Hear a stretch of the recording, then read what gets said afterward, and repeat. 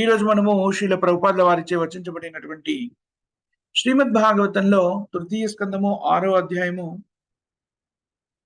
29 మరియు 30 శ్లోకాల నుంచి చర్చించే ప్రయత్నం చేస్తాం.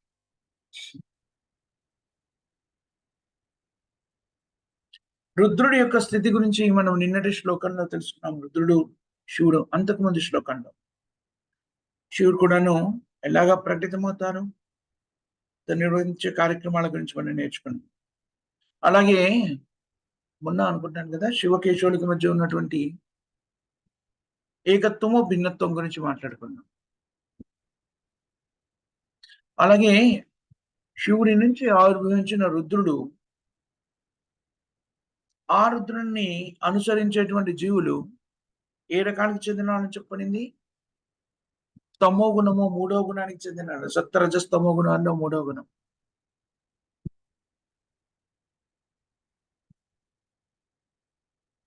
భూతపేత పిశాచ గణములన్నిటికి కూడాను అధిపతి శివుడు. చాలా దయార్థ హృదయుడు. అందుకని అత్యంత హేయమైన స్థితిలో ఉన్న జీవాత్మలన్నింటినీ కూడాను ఉద్ధరించడానికి సిద్ధపడతాడు. వైష్ణవానాం యథా శంభు. అలాంటి శివుణ్ణి ఎలాంటి వ్యక్తులు అనుయాయులుగా ఉంటారట? ఆయనకి తమోగుణంలో ఉన్నట్టు వారెక్కడ నెలకొని ఉంటారు కూడా చెప్పబడింది.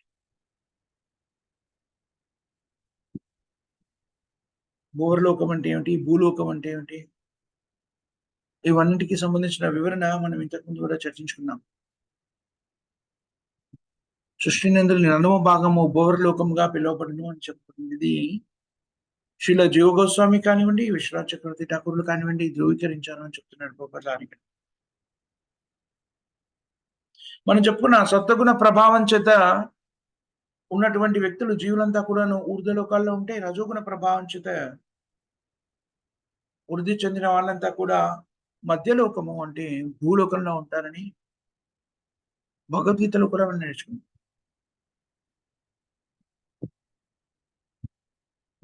అలా రజోగుణ ప్రభావం చేత ఉన్న వాళ్ళు మనుష్య రూపంలో ఉంటే, తమోగుణ ప్రభావంతో ఉన్న వాళ్ళు అధర్లోకము లేక జంతు జీవనాన్ని కొనసాగిస్తారు.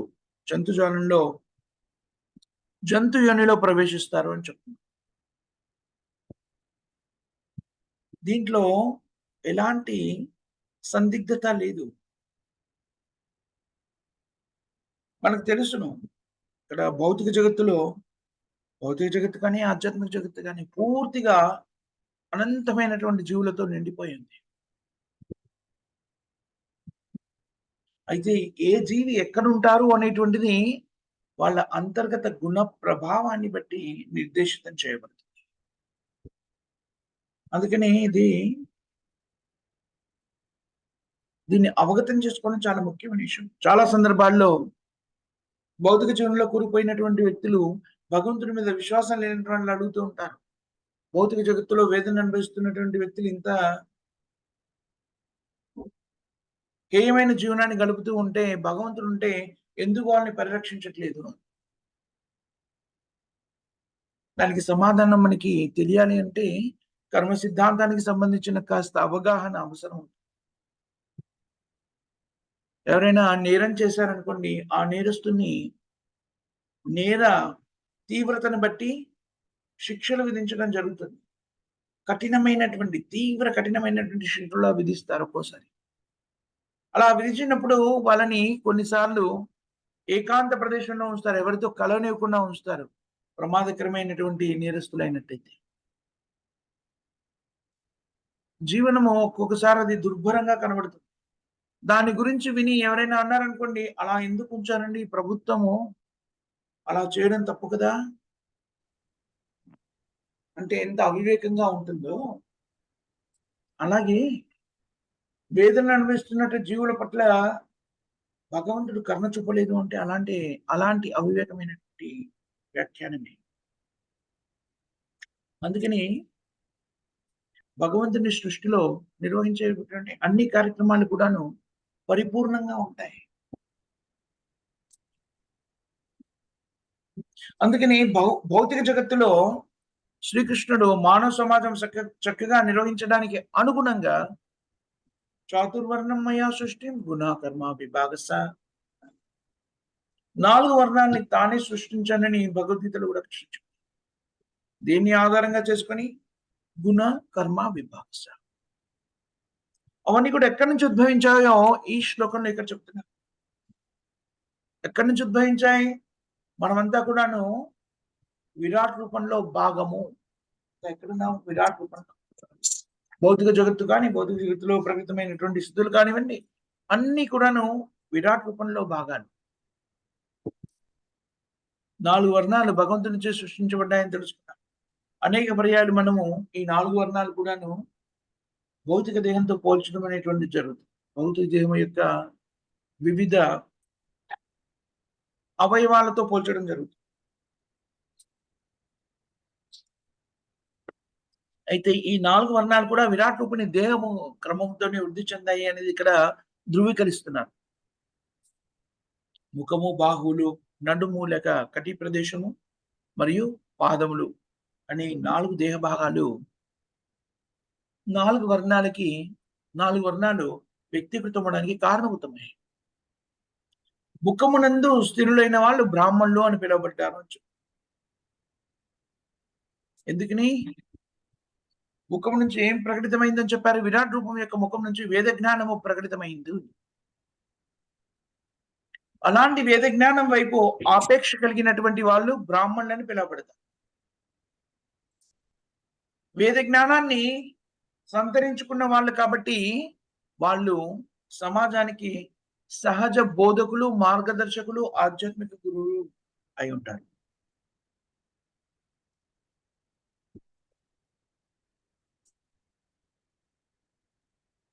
అలాగే బాహువుల నుంచి ఉద్భవించిన వారు అక్కడ స్థిరపడి ఉండేవారిని క్షత్రియులని, నడుము భాగం నెలకొని ఉన్న వాళ్ళని వైశ్యులని, పాదములందు స్థిరపడి ఉన్నారు అక్కడి నుంచి ఉద్భవించిన వాళ్ళని శూద్రులని పిలువబడతారని మనము భగవద్గీతలో కూడా నేర్చుకున్నాం. అయితే పాదాల నుంచి ఉద్భవించిన లేకపోతే ముఖము నుంచి ఉద్భవించిన అందరూ కూడాను సమానమైన స్థాయిలో ఉన్నారు. ఒకరు ఎక్కువ ఒకరు తక్కువ అనడానికి ఆస్కారం లేదు. ముఖ్యంగా భగవంతుని శరీరం నుంచి ఉద్భవించారు విరాట్ రూపం నుంచి. అంటే కృష్ణుడు పరిపూర్ణుడు అనే విషయాన్ని మనం అనేక పర్యాలు చెప్పుకుంటాం. ఆ విధంగా ఆలోచించినా కూడాను వీటిలో వ్యత్యాసం లేదు. శరీరంలోని విభిన్నమైన భాగాలన్నీ కూడాను ప్రధానమైనటువంటి కాళ్ళు చేతులకి వ్యత్యాసం ఉండదు. కాళ్ళు ముఖ్యం, చేతులు చాలా ముఖ్యమైన అందుకని కాళ్ళు తీసేయండి పర్వాలేదు అని ఎవరు అనరు. వ్యక్తులు కాళ్ళు చేతులు రెండింటి మీద ఒకే రకమైన ఆపేక్షనైతే కలిగి ఉంటారు. వాటితో చేసే కార్యక్రమాలు భిన్నంగా ఉంటే ఉండవచ్చు. దేహంలో ఉన్నటువంటి ప్రతి భాగం కూడా చాలా ముఖ్యమైనది. అందులో ఎలాంటి సందేహం లేదు. కానీ వాటి ప్రాశస్త్యంలో వ్యత్యాసాన్ని మనము గమనించవచ్చు. అన్ని భాగాలు దేహంలో ముఖ్యమైనవి అయినప్పటికీ శిరస్సు భాగము, ముఖము, శిరస్సు చాలా ప్రధానమైనటువంటి. ఎందుకంటే చూడండి ఇతర దేహ భాగాలు ఏ కారణం చేతనైనా కూడాను ఖండించబడినా లేక నశించిపోయినా నిరర్ధకంగా మారినా మనం జీవించి ఉండగలుగుతాం. కానీ శిరస్సు ఖండించబడింది అనుకోండి, ఆ స్థితిలో వ్యక్తి జీవించి ఉండలేడు. అందుకనే శిరస్సుని అత్యంత ముఖ్యమైన భాగంగా పరిగణించారు దాని ప్రాశస్త్యం దృష్ట్యా. ఆ శిరస్సు నుంచి ఉద్భవించబడినటువంటి వ్యక్తులు బ్రాహ్మణులు, అక్కడి నుంచే వేద జ్ఞానం కూడా ప్రకటితమైంది కాబట్టి వేద జ్ఞానాపేక్షితులే బ్రాహ్మణులు. వాళ్ళ వాసస్థలంగా అది శాస్త్రంలో చెప్పబడింది.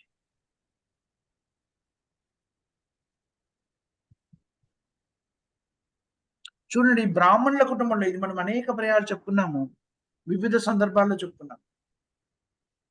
చాతుర్వర్ణం మయా సృష్టి గుణ కర్మ విభాగ ఒక వ్యక్తి బ్రాహ్మణుడా, క్షత్రియుడా, వైశ్యుడా, శూద్రుడా అని నిర్దేశించబడేది ఏమిటి? ఆ వ్యక్తి యొక్క గుణగణాలు, ఆ వ్యక్తి చేసే పనులు అవి నిర్దేశిస్తాయి. అంతేకాని జననంతో ఎలాంటి నిర్దేశన ఉండదు. జననంతో ఎలా ఉంటారు మనుషులు? అజ్ఞానంతో ఉంటారు.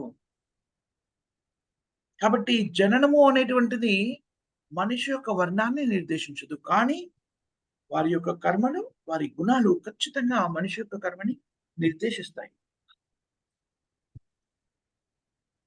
దాన్ని ఇక్కడ మరోసారి శ్రీల ప్రభుపాద గారు ధృవీకరిస్తున్నారు. మనకి భగవద్గీతలో 4 అధ్యాయం 13 శ్లోకంలో కూడా ఈ విషయాన్ని శ్రీల ప్రభుపాద గారు వివరించి చెప్తారు. ఒకవేళ ఎవరైనా కూడాను తల్లిదండ్రులు బ్రాహ్మణత్వాన్ని కలిగి ఉన్న వ్యక్తులు వాళ్ళకి జనించారనుకోండి, పుట్టుకతో వాళ్ళు బ్రాహ్మణులు కారు. ఒకవేళ ఆ వ్యక్తిలో కూడా బ్రాహ్మణత్వం అంటే ఏంటి? వేద పరిజ్ఞానాన్ని సంతరించుకొని దాని ప్రకారంగా జీవితాన్ని కొనసాగిస్తూ, దాన్ని ఇతరులకు పంచడం అంటే, ఇతరులకి దాని ద్వారా మార్గదర్శనం చేసే ప్రయత్నం చేయడమే బ్రాహ్మణుని యొక్క లక్ష్యం. ఆ ప్రక్రియలో వ్యక్తి నిమగ్నం కాకపోతే బ్రాహ్మణులు అంటే ఈ ప్రక్రియలో నిమగ్నమైనటువంటి తల్లిదండ్రులకు జన్మించిన వ్యక్తి అయినా కూడాను బ్రాహ్మణులు పెడానికి అర్హుడు కాదు. తల్లిదండ్రులతో వచ్చేటువంటిది కాదు వర్ణం. వేద జ్ఞానం పట్ల ఆపేక్ష కలిగి ఉండడమే బ్రాహ్మణత్వానికి అర్హత. అదే ప్రామాణికమైన యోగ్యత.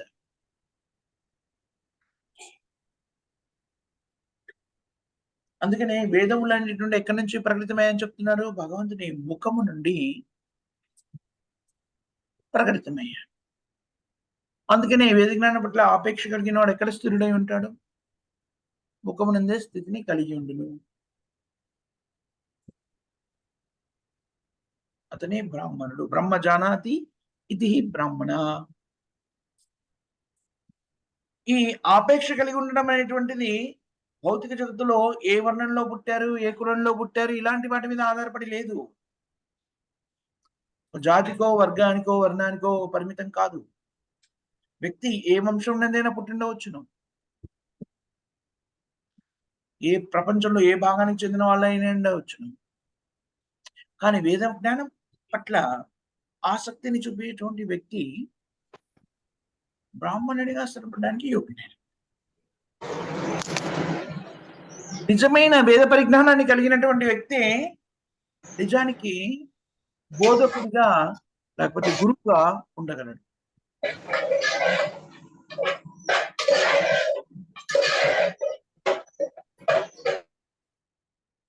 వేద జ్ఞానం లేకుండా ఎవ్వరు కూడాను గురుస్థానాన్ని స్వీకరించలేరు. ఎందుకంటే గురువుగా సమాజానికి మార్గదర్శనం చేయవలసింది దేని నుంచి? వేద జ్ఞానం నుంచి, వేద సూత్రాల నుంచే కదా! అందుకని నిజమైన బ్రాహ్మణుడు అంటే ఎవరు? బ్రహ్మజ్ఞానాతీతి ఇది బ్రాహ్మణ వేద శాస్త్రాలు పరిజ్ఞానాన్ని కలిగినటువంటి వ్యక్తి. ఆ వ్యక్తి సహజ బోధకుడుగా, గురువుగా ఉండగలుగుతాడు. వేద జ్ఞానంలో పరిజ్ఞానం లేకుండా ఎవ్వరు కూడా గురుత్వాన్ని స్వీకరించలేరు. వేదాల యొక్క సారాంశం ఏమిటి? వేదేశ్వ సర్వం అహమేవ వేదో వేదాంతకు వేద విదేవచాహం. వేదాల యొక్క పూర్ణ పరిజ్ఞానము అంటే శ్రీకృష్ణుడే దేవాది దేవుడు అని తెలుసుకొని ఉండడం. అదే వేదాంతం. వేదాల యొక్క అంతము. పరిజ్ఞానం యొక్క అంతిమము. పరిజ్ఞానం అంతా సంతరించుకున్న తర్వాత దాని సారాంశం అంతా పరిజ్ఞానాంతంగా వేదాంతంగా చెప్పబడుతుంది.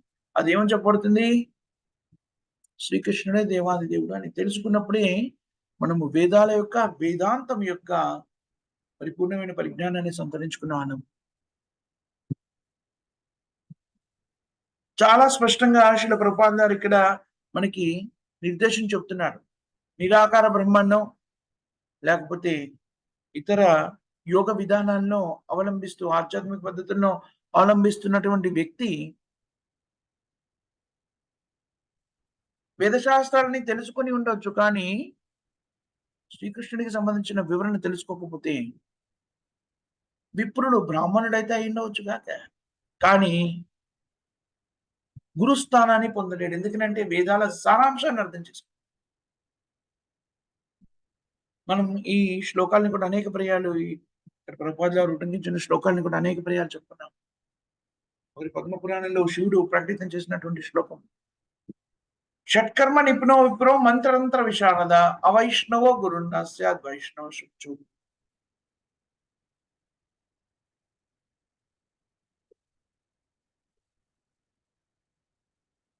వేదశాస్త్రాన్ని అధ్యయనం చేసి దాని సారాంశమైనటువంటి వేదేశ సర్వం అహమేవ వేద్యో అని శ్రీకృష్ణుడు ప్రబోధించినటువంటి విషయాన్ని అవగతం చేసుకోకపోతే, అంటే కృష్ణ భక్తుడు కాకపోతే, వైష్ణవుడు కాకపోతే గురువు అవడానికి అర్హత లేనివాడు అని చెప్పబడింది. చాలా ముఖ్యమైన విషయం. మనం ఇంతకుముందు కూడా నిన్న కూడా చర్చించుకున్నాం. ఇతర దేవతల్ని ఆరాధించడంలోని న్యూన్యత గురించి మనం తెలుసుకున్నాం. అగౌరవపరచడం కాదు ఇతర దేవతల్ని ఆరాధించకూడదు అంటే. నిజమైన ఆరాధకుడు దేవాది దేవుడైన శ్రీకృష్ణుని అతని స్థితిలో గౌరవపూర్వకంగా చూడటం.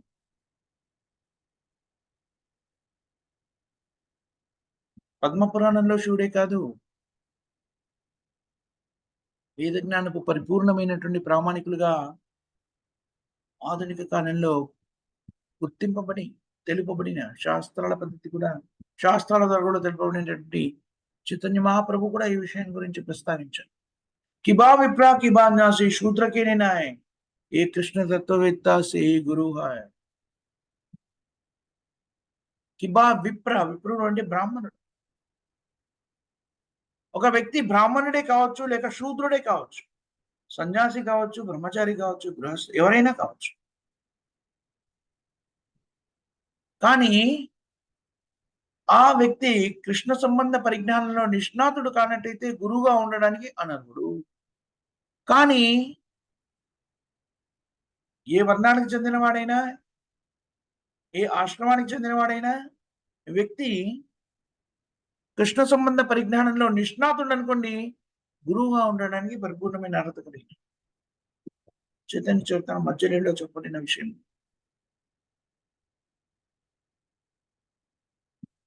అంటే గురువుగా ఉండాలంటే కావలసింది బ్రాహ్మణుడు కాదు.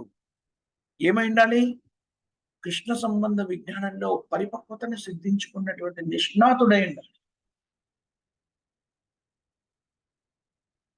వేద జ్ఞానంలో ప్రావీణ్యత కలిగినాడు బ్రాహ్మణుడిగా ఉండొచ్చు. చాలా జాగ్రత్తగా మనం అర్థం చేసుకోవాలి. ఇక్కడ శ్రీల ప్రభుపాద గారు ఇక్కడ ఆ రెండింటిలోని వ్యత్యాసాన్ని తెలియజేస్తున్నాడు.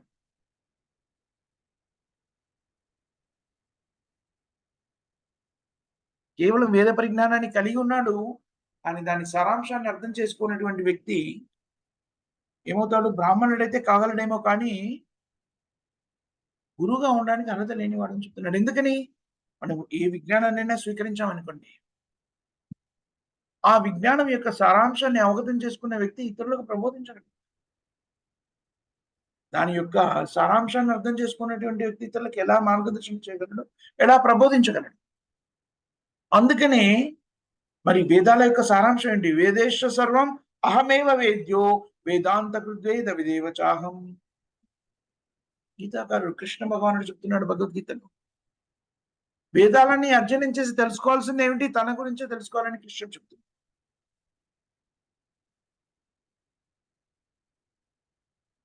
సర్వధర్మాన్ పరిత్యజ్య మామేకం శరణం వ్రజ అహం సర్వ పాపేభ్యో మోక్షయిష్యామి మా శుచ. ఆ విషయం బోధపడలేదనుకోండి, నిజానికి ఆ వ్యక్తి వాక్య రూపంలో వేదశాస్త్రాలు చెప్పినటువంటి వాక్యాలు బళ్ళ వేస్తే వేయవచ్చు కాక, కానీ దాని సారాంశాన్ని మాత్రం అవగతం చేసుకున్నటువంటి వ్యక్తి కాదు.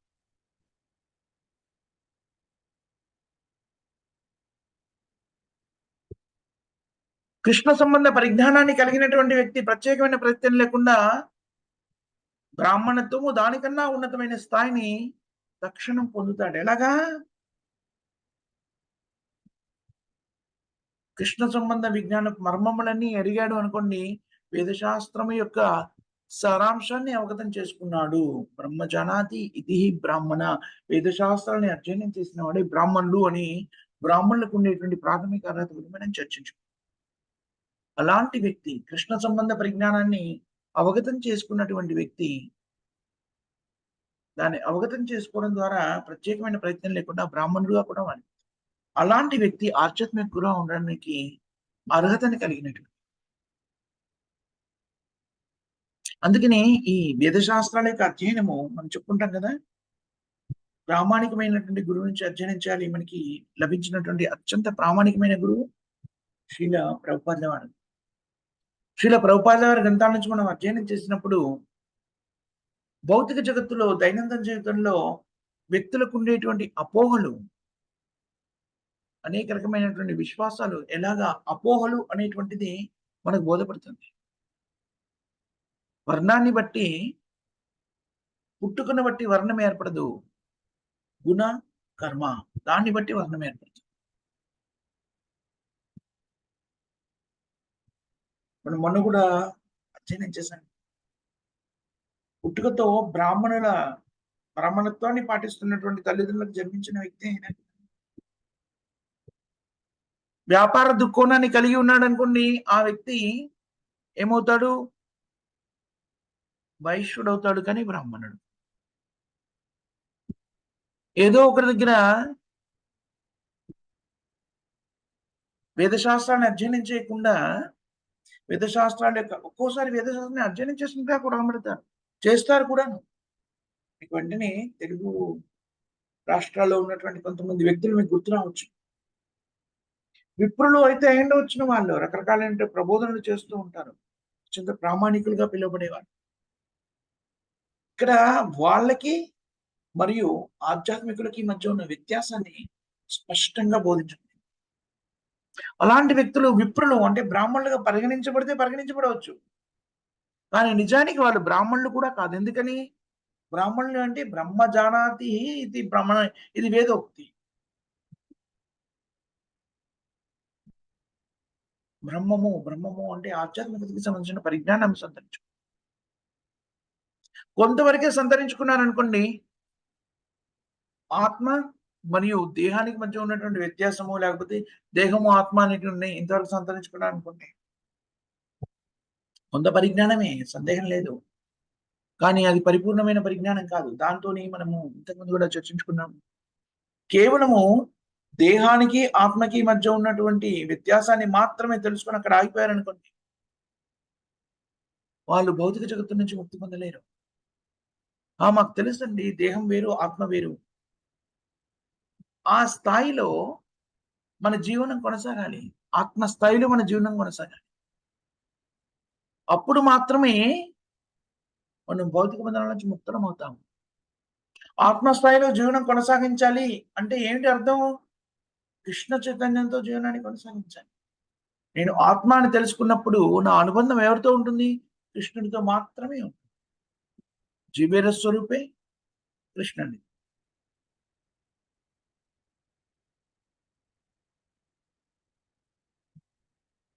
అహం సర్వస్వ ప్రభువు మత్త సర్వ ప్రవర్తతి.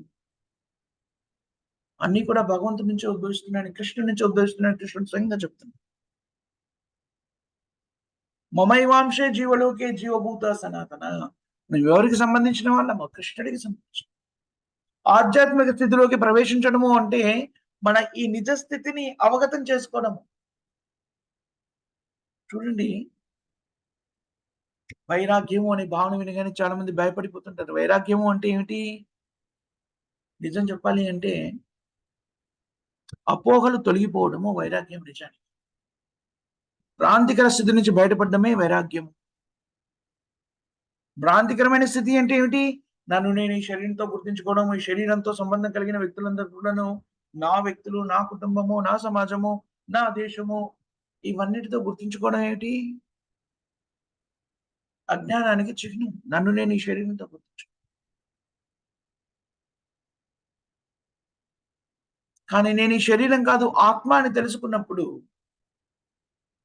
దానితో అనుసంధానం చేయబడినటువంటి స్థితులన్నిటినీ స్వీకరించి ఆ చైతన్యాన్ని స్వీకరించినప్పుడు అదేమవుతుంది? నిజానికి ఆధ్యాత్మికత అవుతుంది.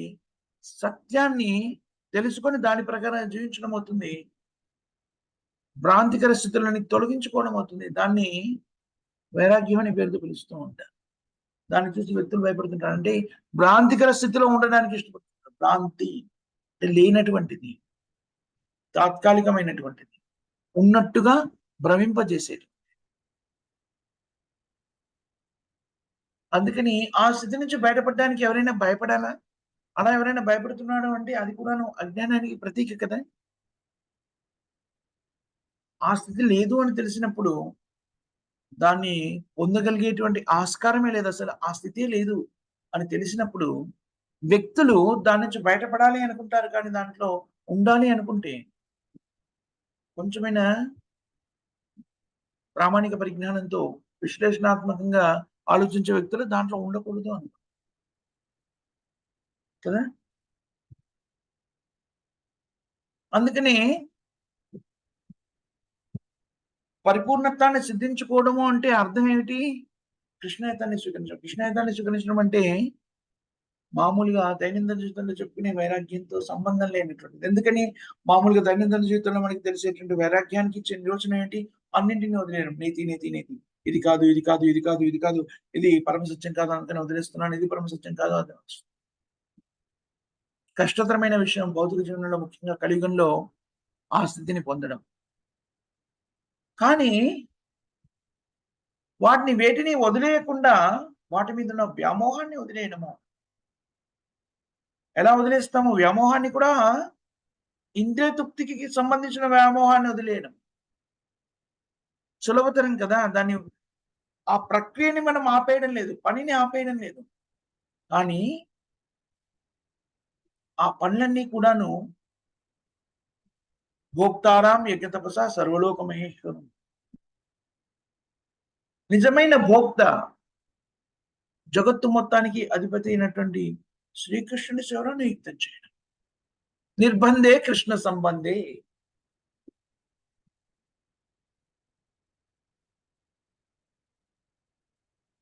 ప్రతిదాన్ని కూడాను కృష్ణుడి సేవలో వినియోగించడం. ఏది కూడా వదిలిపెట్టాల్సిన అవసరం లేదు కృష్ణ చైతన్య. నిజమైన వైరాగ్యము. వైరాగ్యము అనే దానికి ఇతర విధానాల్లో చెప్పబడిన నిర్వచనము, వైరాగ్యానికి కృష్ణ చైతన్యంలో వైష్ణవ సిద్ధాంతంలో చెప్పబడిన నిర్వచనము చాలా భిన్నమైనటువంటిది. అందుకనే వైష్ణవ సిద్ధాంతాన్ని, కృష్ణ చైతన్యాన్ని స్వీకరించడానికి ఎవరు కూడాను భయపడిపోక్కర్లేదు. ఎందుకంటే మనం ఏది వదిలిపెట్టాము. మామూలుగా భౌతిక జీవనంలో కూడుకున్నటువంటి వ్యక్తులు అవన్నీ ఎందుకని వదిలిపెట్టాలంటే ఎందుకంటే ఈ బాధ కలుగుతుంది? ఎందుకంటే అదే నిజమనేటువంటి భ్రాంతిలో మన జీవితం అంతా దాని చుట్టూ తిప్పేస్తూ ఉంటాం. మన చైతన్యం అంతా కూడాను దాని చుట్టే పరిభ్రమిస్తూ ఉంటుంది. అదే ప్రపంచంగా జీవిస్తూ ఉంటాం. అది కాదు అని తెలిస్తే ఎలా ఉంటుంది? షాకింగ్‌గా ఉంటుంది కదా! అది ఎలా జీవించాలి అనేది అర్థం కాదు. అందుకని దాన్నంతా వదిలేయాలి అంటే భయపడిపోతూ ఉంటాం. అది ఇతర తత్వాల్లో నిర్దేశిత మార్గం. కానీ కృష్ణ చైతన్యంలో నిర్దేశిత మార్గం అది కాదు. కృష్ణ చైతన్యంలో ఏది కూడా వదిలిపెట్టాల్సిన అవసరం లేదు. అన్నింటిని కూడాను భగవంతునితో అనుసంధానం చేయడము అనేటువంటిది ముఖ్యం. అదే కృష్ణ చైతన్యం. ఈ విధానాన్ని మనం అవగతం చేసుకొని దాని ప్రకారంగా జీవనాన్ని కొనసాగించామనుకోండి, అతి సులభంగా మానవ జీవిత లక్ష్యమైనటువంటి జన్మ మృత్యు జరావ్యాధి చక్రబంధం నుంచి ముక్తులవడం అనేటువంటిది సుసాధ్యము. ఎంతటి సుసాధ్యము అంటే ఈ జీవితంలోనే, ఈ జన్మలోనే మనము పరిపక్వతను సిద్ధించుకోగలుగుతాం. ఇది మనం సంగ్రహించవలసినటువంటి ముఖ్యమైన సారాంశం ఉన్న శ్లోకాన్ని. ఇక్కడ మనం ముగిద్దాం మాతాజీ ప్రభుజీ.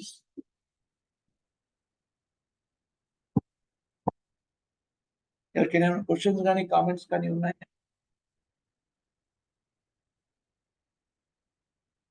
ఎవరికేమి క్వశ్చన్స్, కామెంట్స్ లేకపోతే మనం ఇద్దాం. ఈరోజు కార్యక్రమాల గురించి 7:30 నుంచి ఈరోజు ఆదివారం కాబట్టి 7:30 నుంచి 8 గంటల వరకి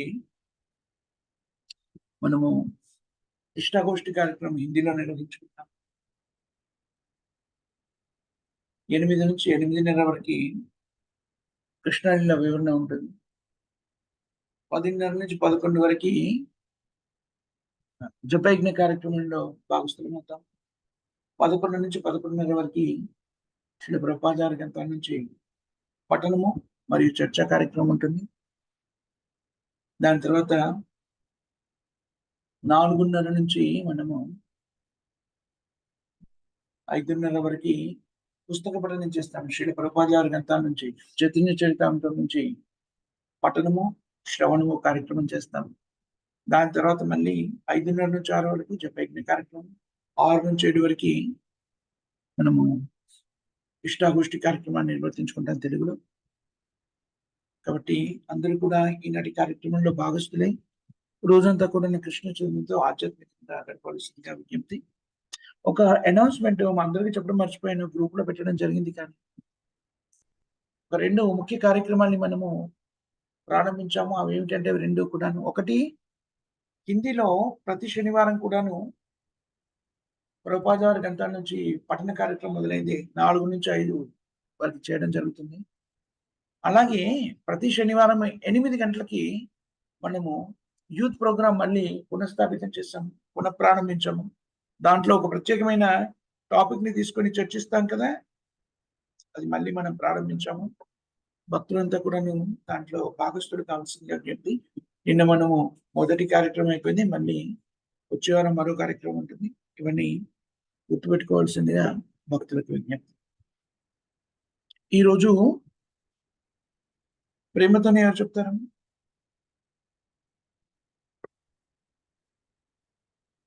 జగద్గురు శ్రీల ప్రభుపాద్ की जय, हरिनाम संकीर्तन की जय, नामाचार्य हरिदास ठाकुर की जय,